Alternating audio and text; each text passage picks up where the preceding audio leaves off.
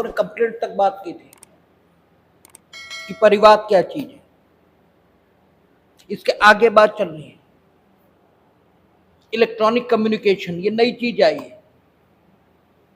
और electronic communication को आप पढ़ेंगे तो कहता है किसी इलेक्ट्रॉनिक युग means the communication of any written, Angrezi में पढ़ने या हिंदी में पढ़ने, किसी में भी पढ़ने, कहता है इलेक्ट्रॉनिक संसूचना से किसी इलेक्ट्रॉनिक युग जिसके अंतर्गत टेलीफोन, मोबाइल फोन या अन्य बेतार दूर संचार युक्ति या कंप्यूटर या श्रव्य दृश्य प्लेयर या कैमरा या कोई अन्य इलेक्ट्रॉनिक युक्ति या इलेक्ट्रॉनिक प्रारूप जो केंद्रीय सरकार द्वारा अधिसूचना द्वारा विनिर्दिष्ट किया जाए सम्मिलित है। यानी लेजिस्लेचर ने कुछ इलेक्ट्रॉनिक डिवाइसेस अपने आप मेंशन कर दिए हैं सेक्शन में,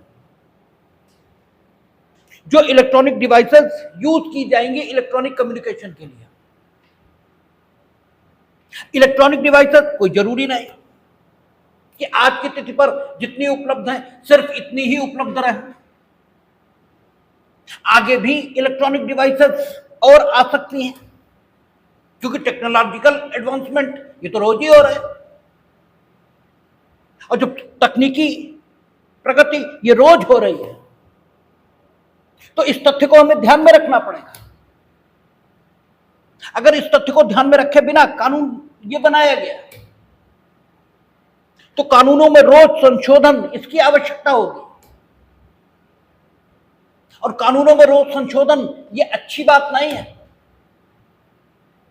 ये अच्छी बात नहीं है। सबसे पहले कहा किसने था? अरस्तु ने। जब हम लोग जूरिस्प्रूडेंस पढ़ रहे थे तो अरस्तु को पढ़ा था। अरस्तु जो विधि की भूमिका देखता था वो कैसी देखता था? प्रथमता उपदेशात्मक। अरस्तु ये कहता था कि लोग अच्छे हैं, बेसिकली वो जानते नहीं है कि उन्हें क्या करना चाहिए, इसलिए कानून की जरूरत पड़ती है। इसलिए कानून इस प्रकार बनना चाहिए कि प्रथमता लोगों को वो उपदेश दे, बताए कि हाउ यू शुड बिहेव, आपको किस प्रकार से व्यवहार करना चाहिए। और जब वे न माने तब उत्पीड़न की भूमिका ये शुरू होती है।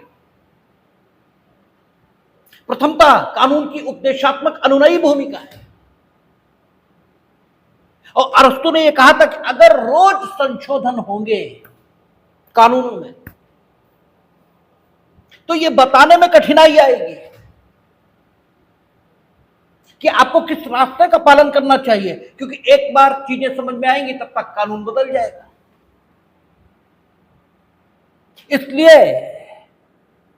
कानून इस प्रकार अधिनियमित किया जाना चाहिए कि लंबे समय तक कानून में कोई संशोधन ये करने की आवश्यकता ये पड़े ही ना। यद्यपि कानून सार्वकालिक तौर पर अधिनियमित नहीं हो सकता, यह असंभव है कि हम कोई कानून ऐसे बना दें कि वो यूनिवर्सली एप्लीकेबल हो जाए, ये संभव नहीं है। लेकिन फिर भी कोशिश यही होनी चाहिए कि हम इस प्रकार कानून बनाएं कि कम से कम जरूरत पड़े संशोधन की। और इसका ध्यान ड्राफ्टिंग जब कानून की जाती है, यानी प्रारूपण जब कानून का होता है, तो इसका ध्यान रखा जाता है। और ये वही ध्यान है जो सेक्शन में दिखाई दे रहा है। जो प्रचलित इलेक्ट्रॉनिक डिवाइसेस हैं आज की डेट पर, जो बहुधा प्रचलन में है, उन सबके नाम उन्होंने लिख दिए, मोबाइल फोन, कैमरा आदि आदि। लेकिन भविष्य में कितनी इलेक्ट्रॉनिक डिवाइसेस खोजी जाएंगी इसकी कोई गारंटी नहीं हो सकती।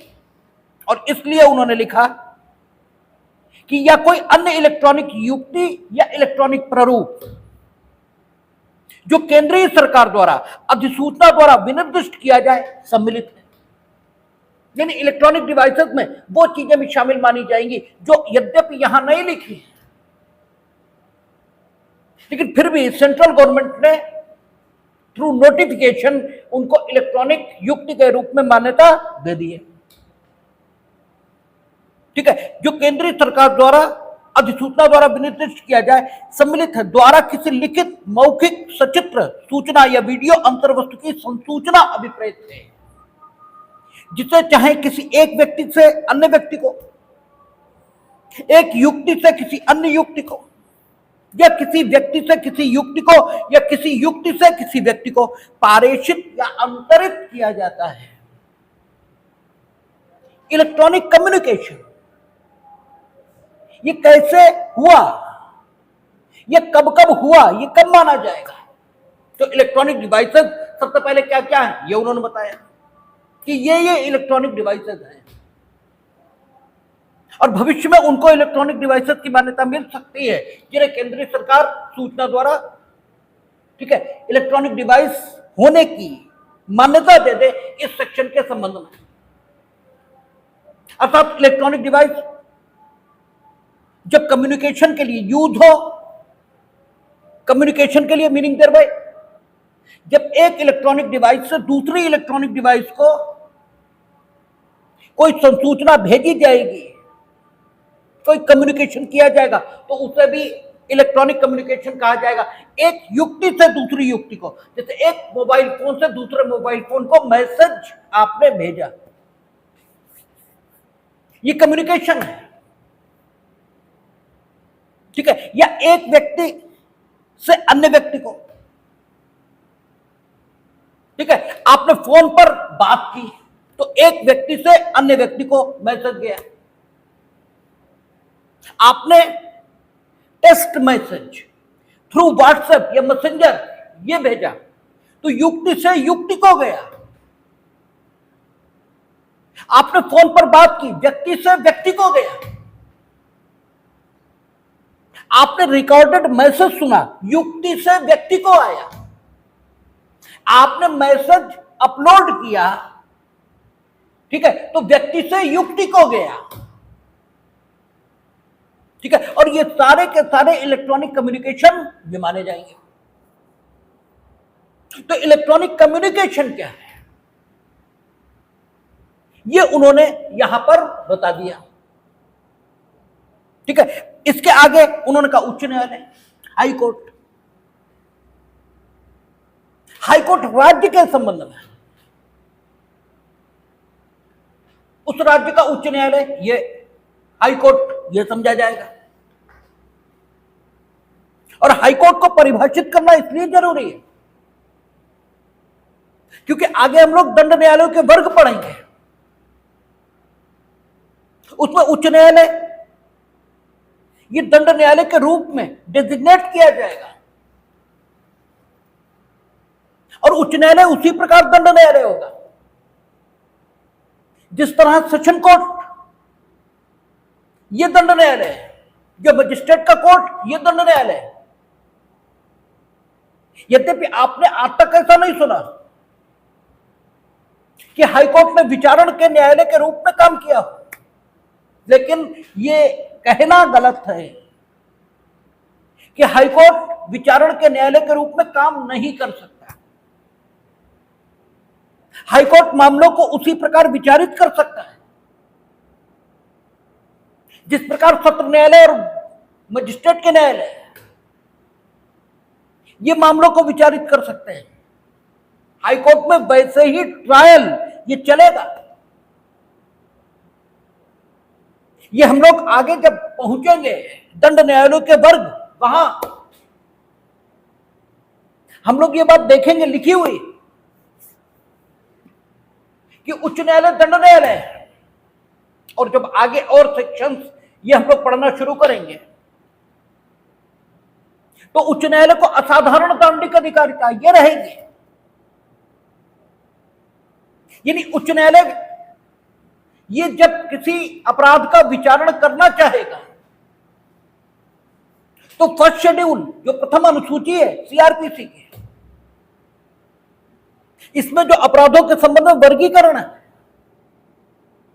कि अमुक अपराध सत्र न्यायालय द्वारा विचारणीय है, अमुक अपराध मजिस्ट्रेट के न्यायालय द्वारा विचारणीय है,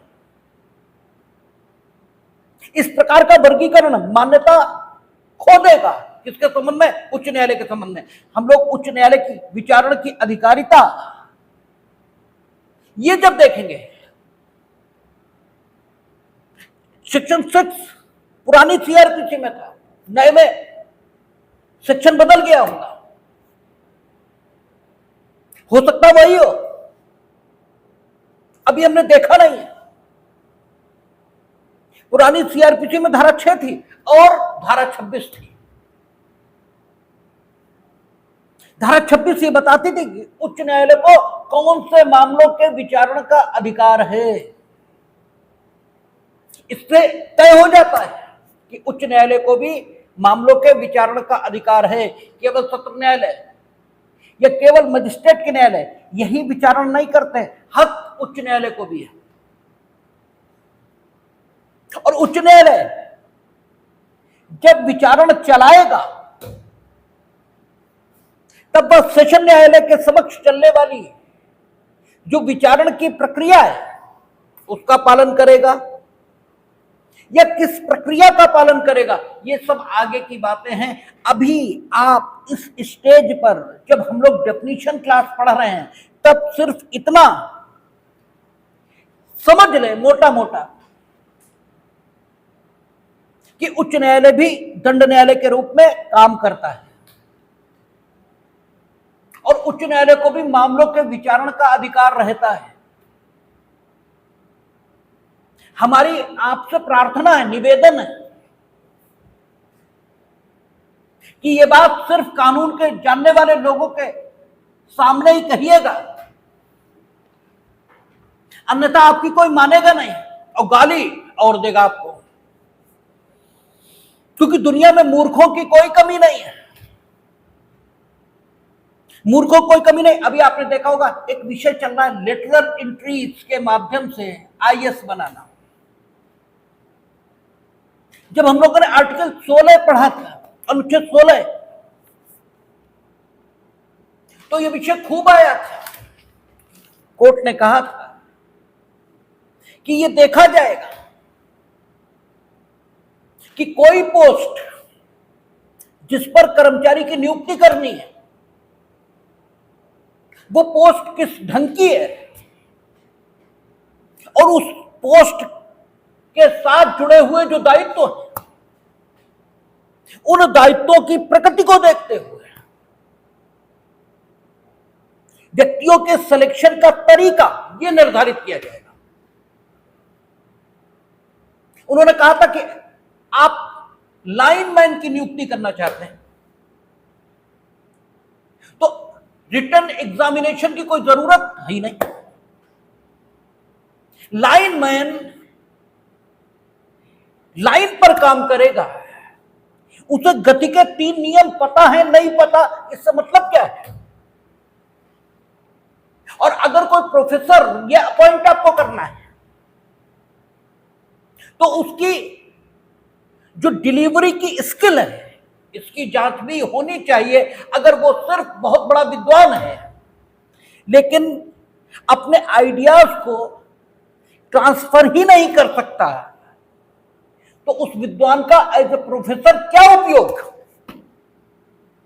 यानी कोर्ट ने कहा कि पोस्ट के साथ जो दायित्व जुड़े होते हैं उन दायित्वों के मुताबिक सिलेक्शन का प्रोसेस ये होना चाहिए। और एग्जाम सिलेक्शन का एकमात्र प्रोसेस नहीं है, ये पूरी दुनिया में एस्टेब्लिश फैक्ट है। आपने देखा था कि जजों की नियुक्ति, ठीक है, वो कैसे होगी। कॉन्स्टिट्यूशन कहता है कोई एग्जाम नहीं होगा, कोई एग्जाम नहीं होगा, बल्कि क्या होगा कि 5 साल 10 साल जिसने अधिवक्ता के रूप में काम किया है या फिर जिसने न्यायिक पद धारण किया है उसे सुप्रीम जुडिशरी में अपॉइंट किया जाएगा। There will be no exam. क्यों? सुप्रीम जुडिशरी में बैठने के योग्य व्यक्ति की पहचान के लिए जरूरी है ये देखा जाए कि आखिर उसमें निर्णय करने की योग्यता ये है भी या नहीं, और निर्णय करने की योग्यता का मापन ये तभी हो सकता है जब वो उन कर्तव्यों का निर्वहन करे। इसके अलावा आप देखेंगे योग्य लोगों को देश के विकास में योगदान देने के लिए स्वयं कॉन्स्टिट्यूशन में राज्यसभा की रचना हुई है, और राज्यसभा की रचना में 12 लोगों को नॉमिनेट करने का हक यह प्रेसिडेंट ऑफ इंडिया को है। वो कोई चुनाव नहीं लड़ेंगे, इसीलिए रखा गया है क्योंकि आपकी तरह लोगों की गालियां खाकर उनसे वोट मांगने की प्रवृत्ति बहुत से लोगों में हो सकता हो ही ना, कि वो आपकी तरह वोट मांगते घूमे और उनके पास ऐसी जानकारियां हो सकती जो कानून बनाने में उपयोगी हो। इसलिए 12 लोग नॉमिनेट किए जाएंगे, ऐसा प्रोविजन है। कोर्ट ने यह भी कहा लगातार कि शॉर्ट टाइम के लिए नियुक्तियां की जा सकती हैं। आप देखेंगे सुप्रीम जुडिशियरी में जो लोग अपॉइंट किए जाएंगे उनमें क्या लिखा है कि राष्ट्रपति की राय में जो पारंगत विधिवेत्ता है, जरूरी नहीं उसके पास एलएलबी की डिग्री भी हो, जरूरी नहीं उसने किसी यूनिवर्सिटी में शिक्षा प्राप्त की हो, इससे कोई मतलब नहीं, इससे कोई लेना देना नहीं। हो सकता है उसने यूनिवर्सिटी में शिक्षा प्राप्त ही ना की हो, लेकिन घर पे पढ़कर उसने शिक्षा हासिल कर ली और पारंगत विधिवेत्ता ये बन गया, उसे अपॉइंट कर सकते हैं। हम आईएएस बनने योग्य थे, जिस दिन एग्जाम था उसी दिन कुत्ते ने काट लिया, नहीं बन पाए। हम बेहद योग्य थे, लोगों का नौकरी करने का मन नहीं होता, ठीक है ना। जो सिलेक्शन का प्रोसेस है एग्जाम के थ्रू, उससे हर योग्य व्यक्ति सेलेक्ट हो जाएगा इसकी कोई गारंटी नहीं। हमारा लास्ट अटेम्प्ट था,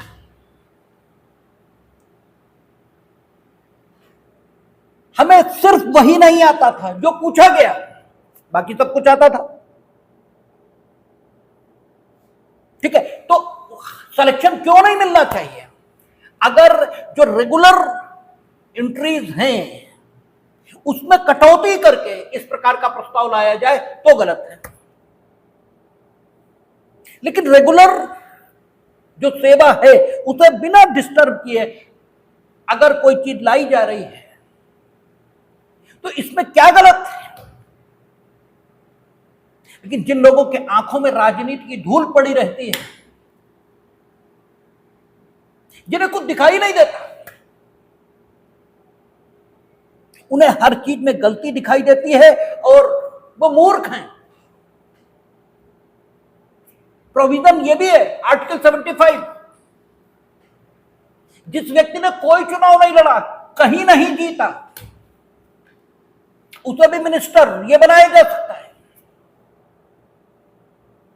इसीलिए सारे प्रोविजन बने ताकि योग्य लोगों को स्थान दिया जा सके।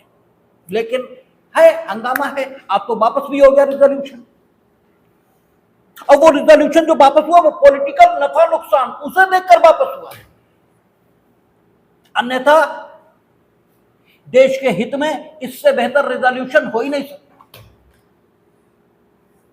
ये होना ही चाहिए, नहीं तो राज्यसभा में 12 ठीक है लोग नॉमिनेट किए जाएंगे, क्यों है? बिना चुनाव लड़े मिनिस्टर बनाया जा सकता है, ये क्यों है? पारंगत विधिवेत्ता जज हो सकता है, ये क्यों है? और कुछ मूर्ख तो यहां तक है, ये लिख रहे हैं कि कॉलेजियम से जजों की नियुक्ति सरकार करती है। अरे मूर्ख शिरोमणि, सरकार तो इसके लिए लड़ रही है कि कॉलेजियम खत्म होना चाहिए। जजों की नियुक्ति से सरकार का तो कोई लेना ही देना नहीं। तो मूर्खों की एक पूरी फौज है और वो फौज आपको जीने नहीं देगी। इसलिए लोगों के सामने ये मत कहिएगा कि उच्च न्यायालय को विचारण का अधिकार होता है, लेकिन ये हम आपको बता रहे हैं कि उच्च न्यायालय को विचारण का अधिकार होता है। उच्च न्यायालय भी मामलों को विचारित कर सकता है, ये हम आपको बता रहे हैं और ये बिल्कुल ठीक है। लेकिन मूर्खों के सामने जब वे लड़ने लगे आपसे तो हाथ जोड़ लीजिएगा और कहिएगा आप महान हैं और अपनी इसी जानकारी को लगातार बनाए रखें ताकि आप कहीं सेलेक्ट ना हो, क्योंकि आप अगर सेलेक्ट हो जाए तो हमारा क्या होगा। इसलिए आप यही जानकारी बनाए रखें कि उच्च न्यायालय को विचारण का अधिकार नहीं है। अधिकार जब ये शक्ति की सूरत में मिलता है तो आपको ये हक भी मिलता है कि आप अधिकार का इस्तेमाल करो या न करो। उच्च न्यायालय को इस शक्ति की सूरत में अधिकार मिला है,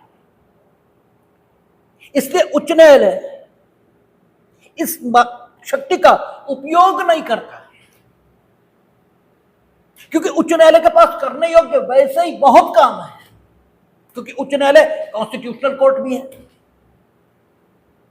उच्च न्यायालय बहुत सारे मामलों में अपीलेट कोर्ट ये भी है, उच्च न्यायालय सीआरपीसी में अपीलेट कोर्ट है, उच्च न्यायालय बहुत से मामलों में रिविजनल कोर्ट ये भी है। यानी उच्च न्यायालय के पास ऑलरेडी इतना काम है कि वो सामान्य तौर पर कोई विचारण नहीं करते हैं। और यही एक चीज और समझ लेंगे, सुप्रीम कोर्ट क्रिमिनल कोर्ट नहीं है। और यह भी किसी से मत कहिएगा, क्योंकि मूर्ख आपका जीना इस पर भी जिसे बोलते हैं कि मुश्किल ये कर देंगे। सुप्रीम कोर्ट क्रिमिनल कोर्ट नहीं है और हाई कोर्ट क्रिमिनल कोर्ट है। तात्पर्य कहने का यह है कि उच्च न्यायालय मामलों का विचारण कर सकता है। अगर कोई एक्स्ट्रा ऑर्डिनरी सिचुएशन पैदा हो तो उच्च न्यायालय उस मामले का विचारण ये स्वयं कर सकता है, मामला चाहे जिस न्यायालय द्वारा विचारणीय बनाया गया हो। इसका एक कारण यह भी है कि अगर हर मामले का विचारण उच्च न्यायालय ही करने लगेगा तो बाकी न्यायालय बनाई क्यों जाएंगे। इसलिए उच्च न्यायालय सामान्यतः हमारी याद में अब तक किसी मामले का विचारण किया हो तो हमें याद नहीं पड़ता। खोजने पर, रिसर्च करने पर भले ही एक आध मिल जाए, कहीं मिल जाए, हो सकता है, लेकिन उच्च न्यायालय विचारण कर नहीं सकता, यह बात नहीं। सीआरपीसी में उच्च न्यायालय विचारण का न्यायालय यह भी है और सीआरपीसी में उच्च न्यायालय अपील का न्यायालय यह भी है और सीआरपीसी में उच्च न्यायालय पुनरीक्षण यानी रिवीजन का न्यायालय यह भी है। यानी उच्च न्यायालय विचारण भी कर सकता है, उच्च न्यायालय अपील भी सुन सकता है और उच्च न्यायालय रिवीजन यानी पुनरीक्षण यह भी सुन सकता है। अभी आपको अपील क्या है, रिवीजन क्या है और विचारण क्या है, इसे समझने में थोड़ी परेशानी यह होगी क्योंकि विषय में प्रवेश कर रहे हैं। लेकिन यहां यह समझना ठीक होगा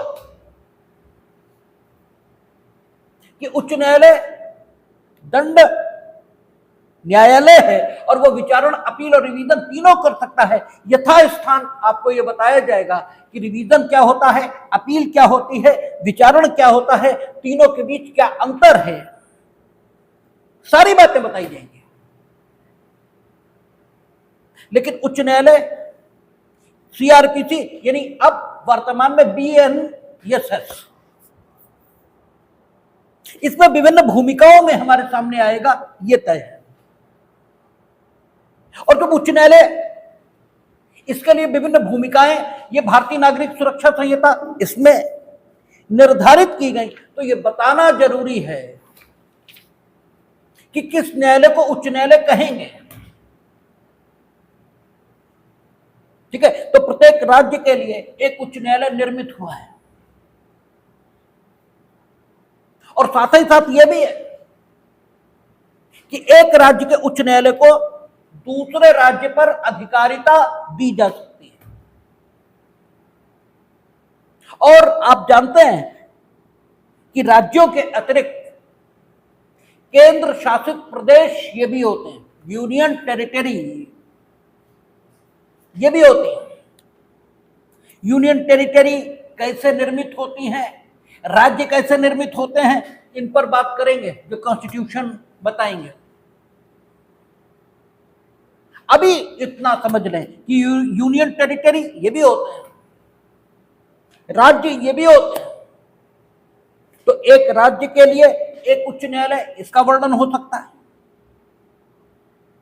तो अगर किसी राज्य के संबंध में उच्च न्यायालय कौन सा न्यायालय है ये जानना हो, तो उस राज्य के लिए उच्च न्यायालय की अधिकारिता जिस न्यायालय को मिली है वो उच्च न्यायालय समझा जाएगा।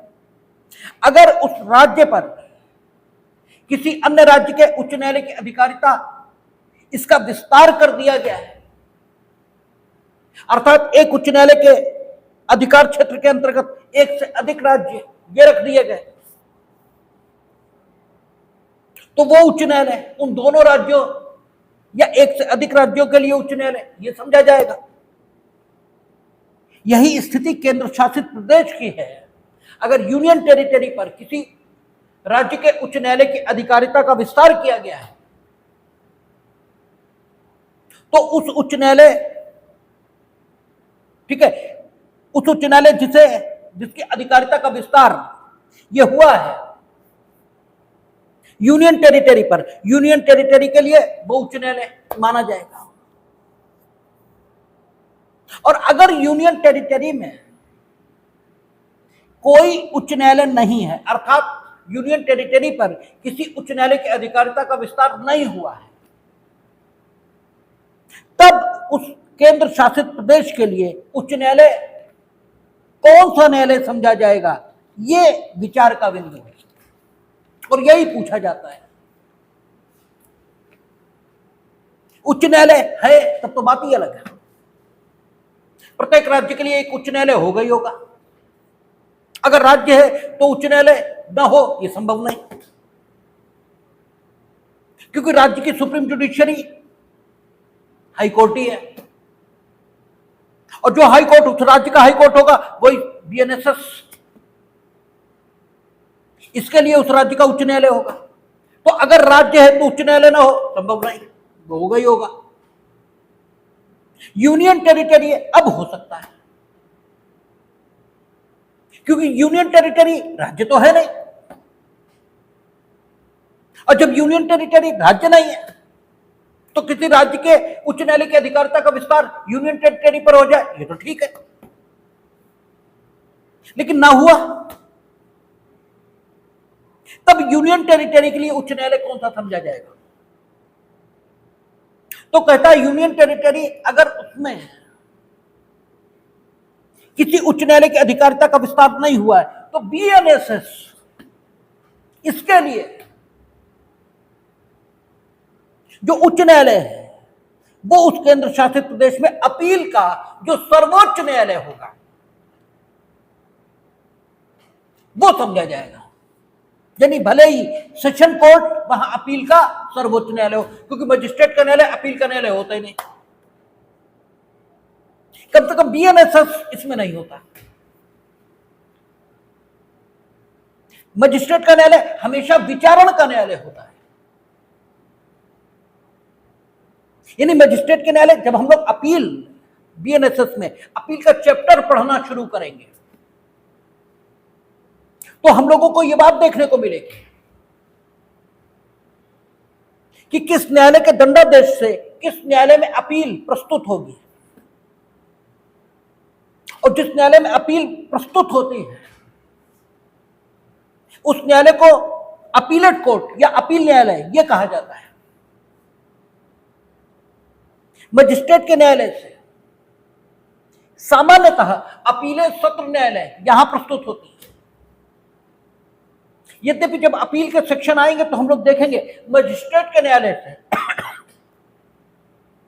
कुछ स्थितियों में अपील सीधे उच्च न्यायालय को वहां भी चली जाएगी, लेकिन सामान्यतः जनरली मजिस्ट्रेट के न्यायालय से अपील सत्र न्यायालय में प्रस्तुत होती। और सीआरपीसी की फर्स्ट शेड्यूल आप देखेंगे तो सत्र न्यायालय विचारण का न्यायालय भी है। विचारण क्या होता है, अपील क्या होती है, हमने कहा जब विषय में वहां पहुंचेंगे तब बात करेंगे। अभी इतना ही समझ लेना पर्याप्त है कि सत्र न्यायालय उन मामलों का जो सीआरपीसी की प्रथम अनुसूची में सत्र न्यायालय द्वारा विचारणीय मामलों के तौर पर दर्शित किए गए उनका विचारण भी करता है और साथ ही साथ मजिस्ट्रेट के न्यायालयों से जिन मामलों का न्याय निर्णय होता है उन मामलों की अपील यह भी सुन लेता है।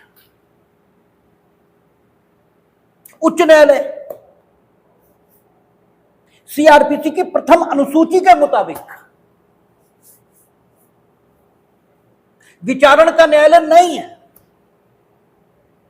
लेकिन पुरानी सीआरपीसी की धारा 26 के मुताबिक विचारण का न्यायालय है, ठीक है ना। लेकिन सामान्यतः वो कोई विचारण नहीं सुनता है, लेकिन सीआरपीसी इसके मुताबिक सत्र न्यायालय द्वारा और मजिस्ट्रेट के न्यायालयों द्वारा जो मामले सुने जाएंगे उनकी अपीलें ये उच्च न्यायालय में हो सकेंगी। सत्र न्यायालयों द्वारा जिन मामलों में न्याय निर्णय होगा उन मामलों की अपीलें सामान्यतः ये उच्च न्यायालय द्वारा सुनी जाएंगी और मजिस्ट्रेट के न्यायालय द्वारा कुछ विशेष मामले जब होंगे, विशेष मामले क्या होंगे अपील के चैप्टर में पता लगेगा, तो हाई कोर्ट के द्वारा उनकी अपीलें सुनी जा सकेंगी। यानी अपीलेट कोर्ट होना यह अलग बात है और विचारण का न्यायालय होना यह अलग बात है। जो विचारण का न्यायालय है वो अपीलेट कोर्ट हो भी सकता है और नहीं भी हो सकता है, लेकिन मजिस्ट्रेट का न्यायालय जहां तक सवाल है वहां तक हमेशा विचारण का ही न्यायालय होगा। बीएनएसएस में मजिस्ट्रेट का न्यायालय अपील का न्यायालय नहीं हो सकता। सत्र न्यायालय विचारण का न्यायालय भी है, अपील न्यायालय भी है। उच्च न्यायालय विचारण का न्यायालय भी है और अपील न्यायालय भी है। तो अगर उच्च न्यायालय राज्य के संबंध में देखना है तो प्रत्येक राज्य के लिए उच्च न्यायालय होगा ही होगा कॉन्स्टिट्यूशन ऑफ इंडिया के मुताबिक। तो बीएनएसएस इसके पॉइंट ऑफ व्यू से जो राज्य का उच्च न्यायालय वही बीएनएसएस इसके लिए उच्च न्यायालय। लेकिन केंद्र शासित प्रदेश क्योंकि राज्य नहीं है,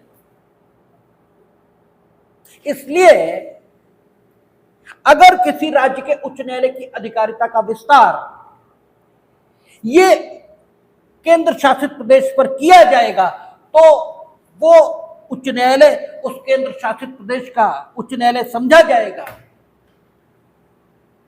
अन्यथा की स्थिति में उस केंद्र शासित प्रदेश में जो अपील का सर्वोच्च न्यायालय होगा, तो अपील का सर्वोच्च न्यायालय जब उच्च न्यायालय वहां है नहीं तो अपील का सर्वोच्च न्यायालय सत्र न्यायालय इसके अलावा हुआ कौन सा प्रैक्टिकली, क्योंकि मजिस्ट्रेट का न्यायालय ये विचारण का ही न्यायालय है, ये अपील न्यायालय हो ही नहीं सकता। और सीआरपीसी में या बीएनएसएस वर्तमान में इसमें मजिस्ट्रेट के न्यायालय हैं, सत्र न्यायालय हैं और उच्च न्यायालय, इसके अलावा कोई अन्य न्यायालय है ही नहीं। तो अगर केंद्र शासित प्रदेश है और वहां के लिए कोई उच्च न्यायालय है नहीं, उच्च न्यायालय इसकी मान्यता किसी न्यायालय को देनी है तो अपील का जो सर्वोच्च न्यायालय है उसे ही मिलेगी। तो अपील का सर्वोच्च न्यायालय ऐसे स्थान पर बीएनएसएस के मुताबिक ये होगा कौन सा, ये सेशन कोर्ट ही होगा। तो प्रैक्टिकली अगर इन शब्दों का अर्थ हम देखें तो निकल कर आता है कि केंद्र शासित प्रदेश में अगर उच्च न्यायालय की अधिकारिता का विस्तार नहीं हुआ है तो सेशन न्यायालय यही उच्च न्यायालय समझा जाएगा। लेकिन जो शब्द लिखे हैं वो शब्द यही लिखे हैं कि अगर केंद्र शासित प्रदेश इस पर किसी उच्च न्यायालय की अधिकारिता का विस्तार नहीं है तो उस केंद्र शासित प्रदेश के लिए उच्च न्यायालय वो न्यायालय होगा जो उस केंद्र शासित प्रदेश में दांडिक अपील का सर्वोच्च न्यायालय है, वो उच्च न्यायालय माना जाएगा। इसके बाद जांच, ये महत्वपूर्ण चीज है। आपसे बार बार जांच, अन्वेषण और विचारण, ये तीन बातें पूछी जाती हैं और नॉर्मली आपको यह बताया जाएगा कि जांच और विचारण ये सीआरपीसी ओल्ड में और नए बीएनएसएस में परिभाषित नहीं है। लेकिन हमारा कहना यह है कि परिभाषा के दो तरीके हो सकते हैं। एक तरीका तो यह हो सकता है कि अभिव्यक्त रूप से कहा जाए कि अमुक शब्द की यह डेफिनेशन है, और एक बात यह है कि परिभाषा कर दी जाए और यह कहा ना जाए कि यह अमुक शब्द की डेफिनेशन है। तो विचारण और जांच नो डाउट अभिव्यक्त रूप से सीआरपीसी में परिभाषित हो, यह स्थिति नहीं है। लेकिन विचारण ये हम लोग अंदर पढ़ेंगे तो देखेंगे कि विचारण के अंतर्गत क्या क्या होगा। ये विचारण के चैप्टर्स जहां पर हैं वहां बताया गया है कि विचारण में अभियोजन अपना मामला शुरू करेगा, फिर दोनों पक्षों को सुनवाई का अवसर मिलेगा, फिर आरोप की विरचना होगी, आदि आदि। जब विचारण पर हम लोग पहुंचेंगे तब देख लेंगे। लेकिन विचारण का जो अंत होगा वो हमेशा दोष सिद्धि या दोष मुक्ति इस पर होगा। यानी विचारण ये एक प्रक्रिया है जो स्वयं न्यायालय द्वारा चलाई जाएगी और उसका अंतिम उद्देश्य दोष सिद्धि और दोष मुक्ति ये होगा। यानी अगर किसी व्यक्ति पर किसी प्रकार का कोई आरोप अपराध को करने के संबंध में यह लगा है तो उसे उस आरोप से या तो दोष मुक्ति दी जाएगी या उस आरोप पर उसकी दोष सिद्धि ये की जाएगी, और ये एक प्रक्रिया चलाकर की जाएगी।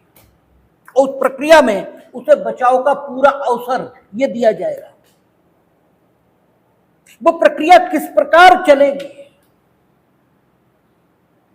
ये जब हम लोग बीएनएसएस में आगे पहुंचेंगे तो देखेंगे उस प्रक्रिया को चलाने के लिए विस्तार से उपबंध ये बनाए गए। तो अगर विचारण क्या है इस पर एक लाइन में बात करें तो विचारण एक प्रक्रिया है जो न्यायालय द्वारा चलाई जा रही है और जिसका उद्देश्य दोष सिद्धि या दोष मुक्ति है। इसके अलावा विचारण का कोई उद्देश्य ये नहीं होता। और जब जांच, इसकी डेफिनेशन हम पढ़ रहे हैं, तो कहता है जांच से अभिप्रेत है, विचारण से भिन्न ऐसी प्रत्येक जांच जो इस संहिता के अधीन मजिस्ट्रेट या न्यायालय द्वारा की जाए। यानी विचारण और जांच, इनके बीच कॉमन फीचर ये उभर कर आया कि ये दोनों न्यायालय द्वारा की जाती हैं या मजिस्ट्रेट इनके द्वारा की जाती है। ये कॉमन फीचर है, क्योंकि विचारण या ट्रायल, इसे चलाने की अधिकारिता ये सीआरपीसी में किसे मिली? न्यायालय को, कोर्ट को। कोर्ट के अलावा कोई अन्य प्राधिकारी ये विचारण नहीं चला सकता। और जांच, इसके बारे में भी उन्होंने कहा कि संहिता के अधीन जब कोई मजिस्ट्रेट या कोई न्यायालय कोई जांच करता है और वो विचारण न हो, ठीक है, अगर विचारण है तब बात अलग हो जाएगी। कहता जांच से अभिप्रेत है, विचारों से भिन्न ऐसी प्रत्येक जांच, क्योंकि विचारण भी एक प्रकार की जांच ही है। विचारण एक प्रकार की जांच ही है, लेकिन वो एक विशेष प्रकार की जांच है, इसलिए उस जांच को अलग कर दिया इस जांच से। और वो विशेष प्रकार की जांच है, ये हम कह क्यों रहे हैं? इसलिए क्योंकि उस जांच का उद्देश्य व्यक्ति को दोषसिद्ध या दोषमुक्त करना है, इसलिए वो जांच है। लेकिन वो स्पेशल टाइप की जांच है, और चूंकि वो स्पेशल टाइप की जांच है, इसलिए उसे स्पेशल नाम दे दिया। ठीक है, उसे जो भिन्न नाम दिया है वो इसी वजह से दिया है, क्योंकि वो सामान्य जांच नहीं है। कैंसर होता है, कैंसर की जांच के लिए बायोप्सी, एफएनएसी, ये दो जांचों को किया जाता है। भाई बायोप्सी या एफएनएसी है तो जांची, और ब्लड की जांच ये भी जांच ही है। लेकिन बायोप्सी या एफएनएसी क्योंकि एक पर्टिकुलर बीमारी, इसकी पहचान के लिए उपयोग होने वाली जांच है, इसलिए ये नहीं कहते कि ब्लड की जांच करा लो। है जांच, जांच ही है, लेकिन उसका डिफरेंट नाम है। इसी ढंग से विचारण जांच है, लेकिन उसका डिफरेंट नाम है, उसका नाम विचारण है, क्योंकि उसका पर्पस ये डिफरेंट है। इसलिए करने वाले प्राधिकारी वही हैं। जैसे एफएनएसी, बायोप्सी, उन्हें करने वाले प्राधिकारी कौन है? ठीक है, जो आपके पैथोलॉजिस्ट वही करेंगे, कोई देवदूत नहीं आने हैं। लेकिन उस जांच का नाम डिफरेंट हो जाएगा। यहां भी विचारण वही करेंगे, कौन? मजिस्ट्रेट या न्यायालय, लेकिन उस जांच का उद्देश्य अलग है। उस जांच का उद्देश्य है दोष मुक्ति या दोष सिद्धि, इसलिए उस जांच को हम एक अलग नाम दे रहे हैं, विचारण। और इसीलिए जांच की डेफिनेशन में लिख रहे हैं कि जांच से अभिप्रेत, विचारण से भिन्न। और ये शब्द तय कर रहे हैं कि विचारण भी जांच है। हम ये नहीं कह रहे, मेरी बात बिल्कुल मत मानिए, कानून की दुनिया में पहला सिद्धांत यह है कि कौन कहता है इससे कोई फर्क नहीं पड़ता, क्या कहता है इससे फर्क पड़ता है। अगर सुप्रीम कोर्ट के चीफ जस्टिस भी कुछ कहें और वे अपने कथन का आधार बेर में ना दिखा पाए तो निसंकोच मान लीजिएगा कि उनकी बात गलत है, उनकी बात सही नहीं हो सकती। हम जो कुछ कह रहे हैं हमारी मत मानिए कि विचारण भी जांच है, ये मेरे कहने से मत मानिए। जो लिखा है उसे अर्थान्वयित करिए और फिर देखिए। कहता है जांच से अभिप्रेत, विचारण से भिन्न। अगर विचारण भी जांच न होती तो यहां नहीं लिखता कि जांच से अभिप्रेत है, विचारण से भिन्न। ऐसी प्रत्येक जांच, यानी विचारण भी जांच है लेकिन विचारण से भिन्न प्रत्येक जांच, वो जांच मानी जाएगी। विचारण के रूप में जो जांच की जाएगी वो जांच नहीं मानी जाएगी। ठीक है, कहता जांच से अभिप्रेत है ऐसी प्रत्येक जांच जो इस संहिता के अधीन मजिस्ट्रेट या न्यायालय द्वारा की जाए और विचारण से भिन्न हो। इसके मतलब डेफिनेटली ये निकल कर आ रहा है कि विचारण भी जांच है लेकिन विचारण रूपी जांच इस जांच में शामिल नहीं है जो यहां परिभाषित की जा रही है। विचारण की जांच इस जांच में शामिल नहीं है जो यहां परिभाषित है। इसलिए शामिल नहीं है क्योंकि विचारण तो अलग से ठीक है परिभाषित किया गया है और उसकी परिभाषा बड़ी विस्तार से दी गई है, यद्यपि परिभाषा नाम से नहीं दी गई है। ठीक है ना, ये नहीं लिखा है कहीं अभिव्यक्त रूप से कि विचारण की ये डेफिनेशन है, लेकिन विचारण में क्या क्या होगा इसके संबंध में विस्तृत व्यवस्था ये बीएनएसएस में दी गई है।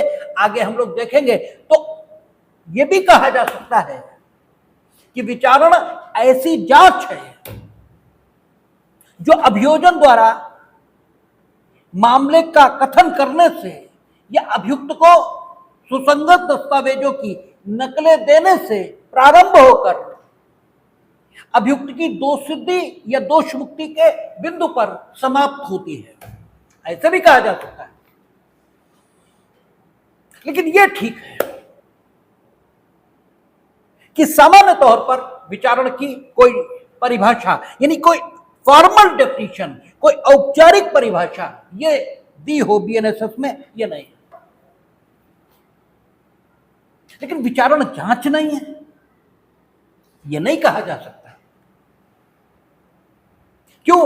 जो डेफिनेशन है जांच की वही कहती है जांच से अभिप्रेत है, विचारण से भिन्न ऐसी प्रत्येक जांच जो इस संहिता के अधीन मजिस्ट्रेट या न्यायालय द्वारा की जाए। इसका मतलब विचारण भी जांच है।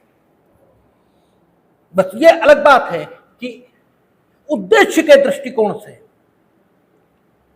चूंकि वो जांच से अलग होती है उन जांचों से जो अन्य जांचें इस संहिता में बताई गई हैं, उद्देश्य के पॉइंट ऑफ व्यू से उन जांचों से विचारण वाली जांच यानी विचारण नामधारी जांच अलग है।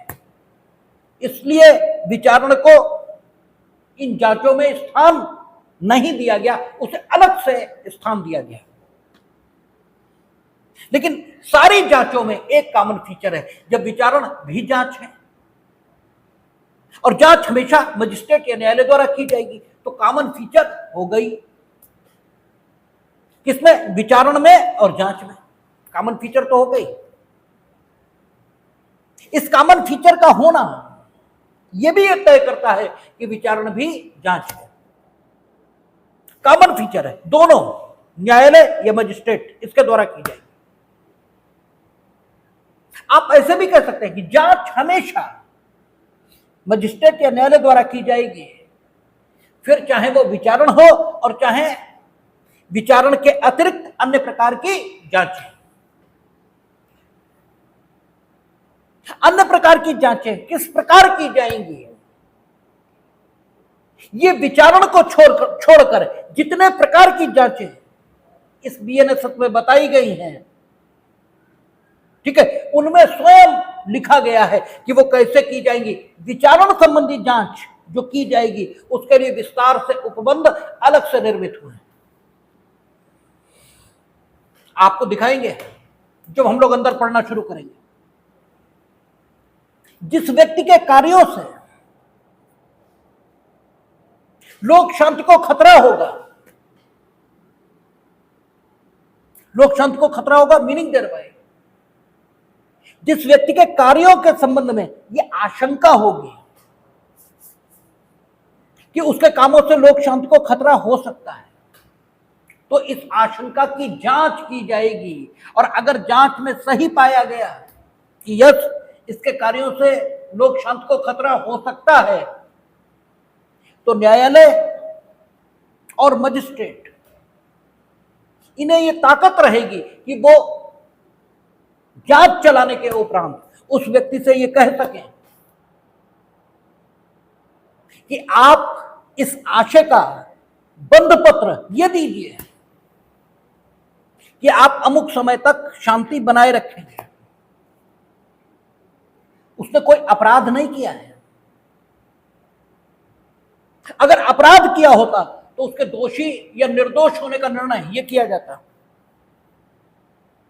क्योंकि दोषी या निर्दोष ये अपराधी के संबंध में होगा। उसके बारे में सिर्फ आपको आशंका है कि उसके कार्यों से लोक शांति को खतरा हो सकता है, उसने अपराध कोई नहीं किया, इसलिए उसके संबंध में विचारण नामधारी जांच चल ही नहीं सकती। उसके लिए अलग से जांच का प्रोविजन ये करना पड़ेगा। इसीलिए जांच अलग से डिफाइन है, अलग से डिफाइन की गई है। और जांच में विचारण वाली जांच इसे अलग कर दिया गया, क्योंकि विचारण वाली जांच वो तो अलग से प्रोवाइड है ही, लेकिन अन्य प्रयोजनों से जांच करने की जरूरत यह हो सकती है। किसी व्यक्ति के कार्यों से लोक शांति को खतरा है या नहीं है। अगर है तो उससे हम बॉन्ड एग्जीक्यूट कराएंगे, लेकिन अगर उसके कामों से लोक शांति को खतरा है भी तो भी वो अपराधी थोड़ा ही है, क्योंकि लोक शांति को खतरा ही तो है, लोक शांति भंग तो नहीं हुई। सांप के काटने का खतरा है तो सांप काट ही लेता है, शेर के आक्रमण का खतरा है तो शेर आक्रमण कर ही लेता है, ऐसा तो होता नहीं। तो इसलिए जिस व्यक्ति के कार्यों से लोक शांति को खतरा है, उसके कार्यों से लोक शांति भंग होगी, इसकी कोई गारंटी नहीं है। इसलिए इस व्यक्ति के संबंध में विचारण वाली जांच चल ही नहीं सकती,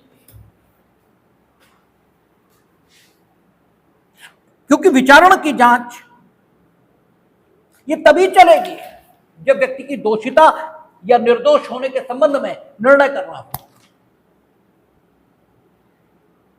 इसके बारे में तो कोई आरोप ही नहीं है अपराध करने का, इसलिए इसके संबंध में चलेगी जांच ही। जांच तो करनी पड़ेगी कि इसके कार्यों से लोक शांति को खतरा है या नहीं है, क्योंकि अगर है तो हम इससे बॉन्ड एग्जीक्यूट कराएंगे, नहीं है तो कोई बात ही नहीं। तो बॉन्ड एग्जीक्यूट कराएं न कराएं, इसके लिए जांच की जरूरत तो है, विचारण चला नहीं सकते, इसलिए अलग से जांच का प्रोविजन करना पड़ा। ठीक है ना।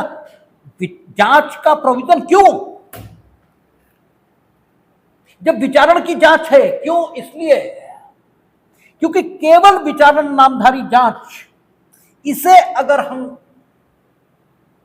मान्यता देंगे तो आपराधिक विधि का उद्देश्य पूरा नहीं होगा, क्योंकि आपराधिक विधि का उद्देश्य है न सिर्फ अपराध होने की दशा में दंड दिया जाए, बल्कि अपराध होने ही न दिया जाए। और अपराध हो गया तो दंड देने के लिए हम विचारण की जांच चलाएंगे, लेकिन अपराध हो ही ना, इसके लिए अगर किसी के कामों से लोक शांति को खतरा होगा तो उससे हम बॉन्ड इस आशय का एग्जीक्यूट कराएंगे कि वो कोई ऐसा काम नहीं करेगा जिससे लोक शांति को खतरा हो, और उसके कामों से लोक शांति को खतरा है या नहीं है, इसके लिए भी जांच करने की जरूरत होगी। और अगर केवल विचारण संबंधी जांच होगी तो ये जांचें होंगी कैसे? जो जांचें करनी जरूरी हैं और वे विचारण नहीं है, जो अपराध को होने से रोकने के लिए की जानी जरूरी है, लेकिन वे विचारण में इसलिए नहीं आ सकती क्योंकि उनका अंतिम परिणाम दोषसिद्धि या दोष मुक्ति के रूप में आएगा ही नहीं है। तो उन जांचों को कैसे किया जाएगा, इसलिए जांच को अलग से डिफाइन किया गया। इसके अलावा किसी व्यक्ति ने अपराध किया या नहीं किया, उसका विचारण होना चाहिए या नहीं होना चाहिए, इसकी जांच ये भी करने की जरूरत हो सकती है। एफआईआर लिख गई, एक व्यक्ति जिसके विरुद्ध साक्ष्य मौजूद है लेकिन उसको पुलिस ने जानबूझकर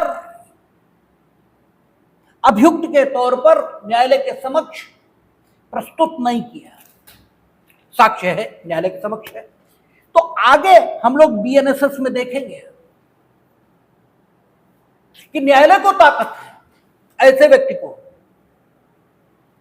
अभियुक्त के रूप में आहूत कर देने की और विचारित करने की जिसके विरुद्ध साक्ष्य है, किंतु जिसे पुलिस ने अभियुक्त के तौर पर न्यायालय के समक्ष उपस्थित नहीं किया है। और वो ताकत पुरानी सीआरपीसी के सेक्शन में कोट किए देता हूं, 193 और 319 वहां दी गई थी, यहां भी दी गई होगी कहीं ना कहीं।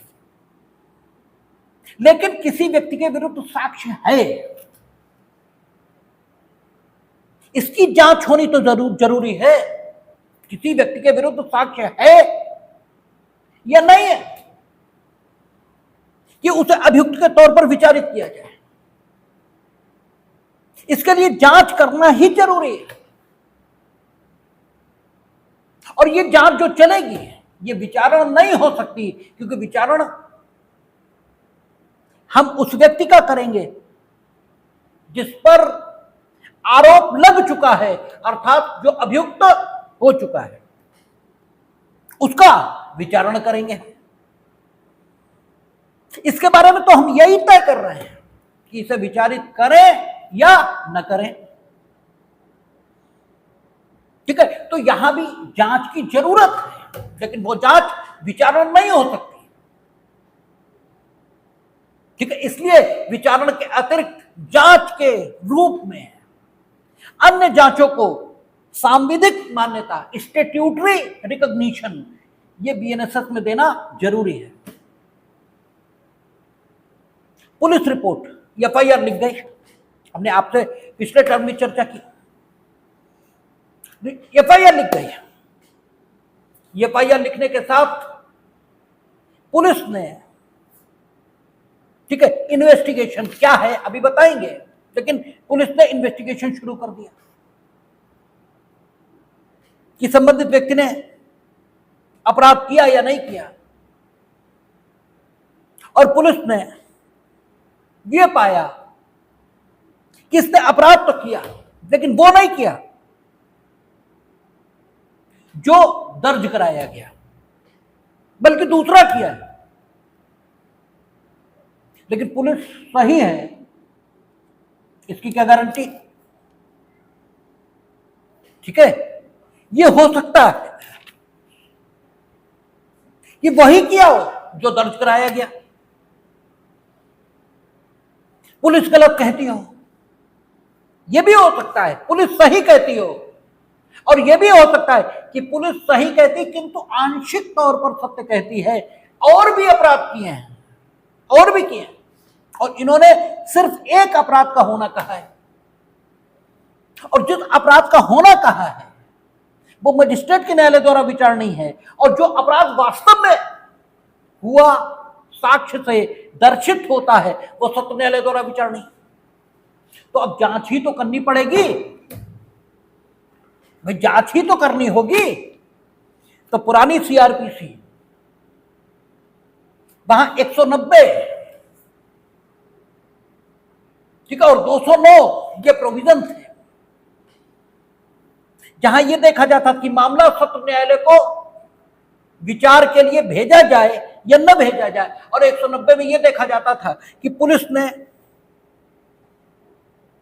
जो रिपोर्ट भेजी है उससे जिस अपराध का होना प्रकट होता है, क्या उसी में विचारण चलाया जाए या किन्हीं अन्य अपराधों में चलाया जाए। इस बीएनएसएस में भी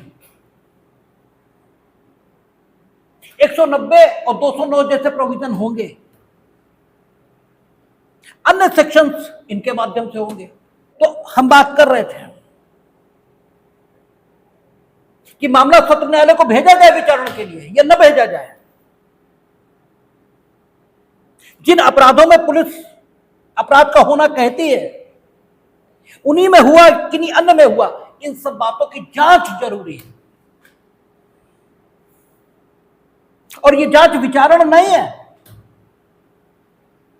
इसलिए इस सीआरपीसी में, इस बीएनएसएस में जांच को मान्यता देनी पड़ी है अलग से, विचारण के अलावा। और इसीलिए लिखना पड़ा कि जांच से अभिप्रेत है विचारण से भिन्न ऐसी प्रत्येक जांच। आपने देखा कई जांचें हमने बताई, एक जिसके कामों से शांति को खतरा है। अभी हम लोग पढ़ेंगे आगे, जब भूमि और जल की सीमाओं को लेकर विवाद होंगे तो भी जांच की जाएगी। जब लोक उपताप इसको हटाने की कार्रवाई की जाए या न की जाए तो भी जांच होगी। सत्र न्यायालय को मामला भेजा जाए न भेजा जाए इसके लिए जांच होगी। संज्ञान लिया जाए अपराध विचारण के लिए न लिया जाए इसके लिए जांच होगी।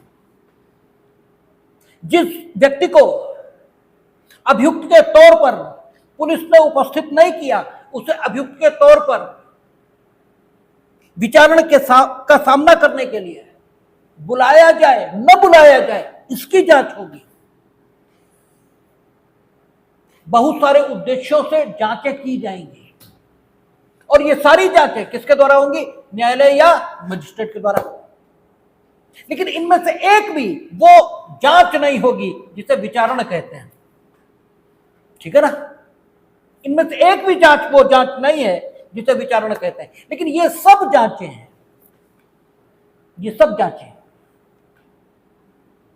विचारण भी जांच है लेकिन उसका उद्देश्य अलग है। वो भी न्यायालय मजिस्ट्रेट के द्वारा की जाएगी लेकिन उसका उद्देश्य अलग है। और वो किस ढंग से की जाएगी वो लिखा है। और ये जांचें जो विचारण नहीं है और विभिन्न उद्देश्यों से बीएनएसएस में की जाएंगी, इन्हें करने का तरीका क्या होगा ये भी जहां पर ये दी गई हैं वहीं करने का तरीका ये बताया गया है। और विचारण भी जांच के तौर पर जहां पर वर्णित है वहीं उसे करने का तरीका ये भी बताया है। लेकिन फिर भी विचारण की जांच अलग है उद्देश्य के पॉइंट ऑफ व्यू से, और ये सब जांचें अलग है। लेकिन इनमें कॉमन फीचर है कि न्यायालय या मजिस्ट्रेट के द्वारा की जा रही है। इसलिए कहा जाता है कि जांच हमेशा न्यायालय या मजिस्ट्रेट के द्वारा ही होती है, इसके अलावा हो ही नहीं सकती। पुलिस जो कुछ करेगी वो इन्वेस्टिगेशन ये कहलाएगा और न्यायालय विभिन्न उद्देश्यों से जो कुछ करेगा वो जांच कहलाएगा। और जांच विभिन्न उद्देश्यों से होगी। उन उद्देश्यों के मुताबिक एक जांच जो विचारण कहलाती है उसे अलग कर दिया गया है इन जांचों से। तो जांच अगर परिभाषा के तौर पर आपको कहीं बतानी हो तो जांच से अभिप्रेत है, विचारण से भिन्न है। ऐसी प्रत्येक जांच आप देखेंगे, बहुत सारी जांचें हैं, हमने उदाहरण भी दिए, अन्य भी जांचें हैं सीआरपीसी में। विचारण से भिन्न ऐसी प्रत्येक जांच जो इस संहिता के अधीन न्यायालय या मजिस्ट्रेट द्वारा की जाए, और विचारण तो न्यायालय या मजिस्ट्रेट द्वारा होता ही है। इसका मतलब एक लाइन में बोले तो बात यह निकल आई कि जांच हमेशा न्यायालय द्वारा, चाहे वो विचारण है और चाहे अन्य प्रकार की जांच है, किसके द्वारा है? न्यायालय के द्वारा। और जांचों के भिन्न भिन्न उद्देश्य हैं, उनमें से एक उद्देश्य दोष सिद्धि और दोष मुक्ति भी है, और जब जांच का उद्देश्य दोष सिद्धि या दोष मुक्ति हो तो उसे विचारण ये कह देते हैं। इसलिए कहा जाता है कि जांच विचारण से भिन्न ये होती है और न्यायालय और मजिस्ट्रेट द्वारा की जाती है। लेकिन इसके उद्देश्य अनेकों हो सकते हैं, और किन किन उद्देश्यों से जांच होगी सीआरपीसी में, बीएनएसएस में, ये आगे प्रोविजंस में हम लोग देखेंगे। तो जांच ये, उच्च न्यायालय ये, इलेक्ट्रॉनिक डिवाइसेस ये, ठीक है। शेष बात कल करेंगे हम लोग, देखेंगे।